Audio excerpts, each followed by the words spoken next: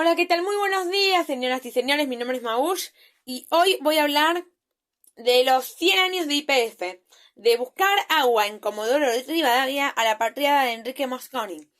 Hace un siglo, el gobierno de Hipólito Yrigoyen creó yacimientos petrolíferos fiscales para regular y controlar un recurso valorado en todo el mundo, del sorpresivo descubrimiento en Chubut a la visión de una generación comprometida con el progreso. La única oportunidad en que Hipólito Yrigoyen delegó al mando durante su primera presidencia fue en 1918, cuando visitó los pozos petroleros de Comodoro Rivadavia.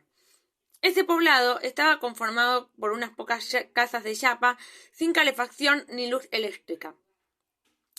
Nació como colonia el 23 de febrero de 1901 y la llamaron así en honor al marino Martín, nieto de Bernardino, quien por 1892 había realizado sondeos por el Golfo San Jorge y había fallecido 9 días atrás.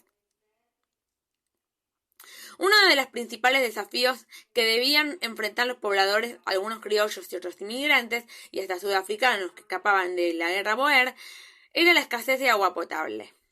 En 1903 comenzó a utilizarse una máquina perforadora enviada por la Dirección de Minas, Geología e Hidrología para buscar agua. Llegó a los 172 metros de profundidad sin encontrar gota. 3 años después la reemplazaron por otra, traída de Alemania, que recién pudo ponerse en funcionamiento en marzo de 1907. Trabajaban en un pozo en búsqueda de agua, cuando descubrieron petróleo, al llegar a una profundidad de 535 metros. Los operarios se sorprendieron al ver burbujas de gas y un acentuado olor a petróleo, por lo que decidieron continuar perforando hasta los 540 metros. El olor a petróleo era cada vez más intenso y el agua que se inyectaba para la perforación volvía a la superficie con ese líquido oscuro y viscoso. Para el 13 de diciembre de 1907 ya no había dudas.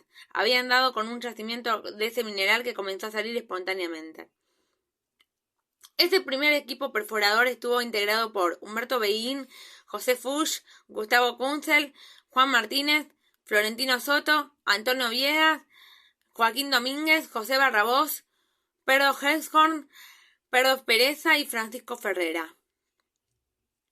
El hallazgo se comunicó a la Dirección de Hidrología, Geología y Minas del Ministerio de Agricultura de la Nación.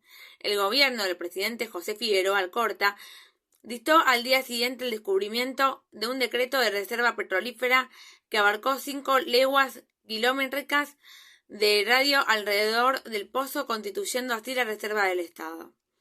Fue durante la presidencia de Domingo Faustino Sarmiento, que se encomendó al ingeniero y mineralogista inglés Francisco Richter, que había sido contratado por Bartolomé Mitre. Un relevamiento minero de 8.000 kilómetros fue la primera referencia en la que se incluye presencia de petróleo en el país.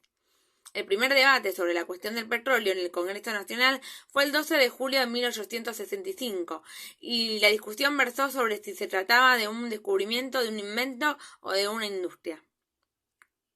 Por otro decreto, el 24 de diciembre de 1910, se creó la Dirección General de Explotación de Petróleo en Comodoro Rivadavia.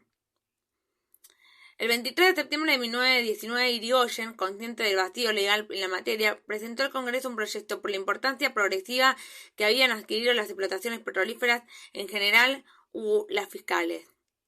El primer mandatario, con el propósito de jerarquizar la actividad, también envió otro proyecto 3 días después para crear Dirección General de Yacimientos Petrolíferos Fiscales y declaraba la utilidad pública los instrumentos imprescindibles para la explotación del petróleo, pero lamentablemente tal fue una constante en la relación entre Yrigoyen y el Congreso, y el proyecto nunca fue tratado. Aún así, en julio de 1921, el gobierno volvió a la carga con estas cuestiones y nuevamente el Congreso lo ignoró. Por tal motivo, el 3 de junio de 1922, a través de un decreto de 8 artículos, creó la Dirección General de Explotación del Petróleo de Comodoro Rivadavia, manejada por una comisión a cuyo frente estuvo el ingeniero Luis Cuervo.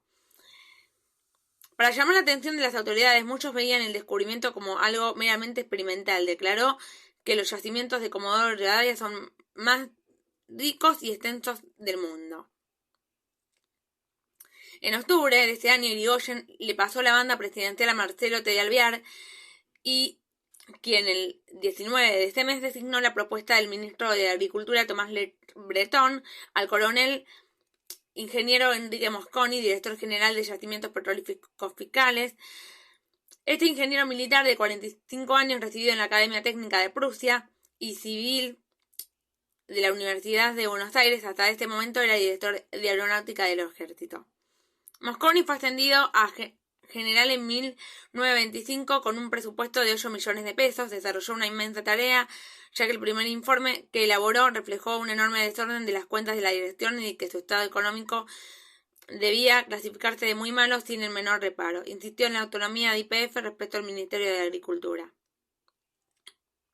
Su obra quedó trunca con el golpe del 6 de septiembre de 1930. Se negó a colaborar con el gobierno de facto y el general Uriburu lo mandó a un viaje de estudios a Italia y a su regreso lo nombraron en una ignota dirección de ejército. Un ataque de hemiplegia lo terminó sacando de escena. Falleció el 4 de junio de 1940, pasaría a la historia como el defensor de los intereses nacionales sobre ese líquido negro. Sin esperarlo, había comenzado a fluir en el lejano caserío de Comodoro Rivadavia. Bueno, esto ha sido todo por hoy en cuestión de actitud y nos vemos en el próximo capítulo. Un beso.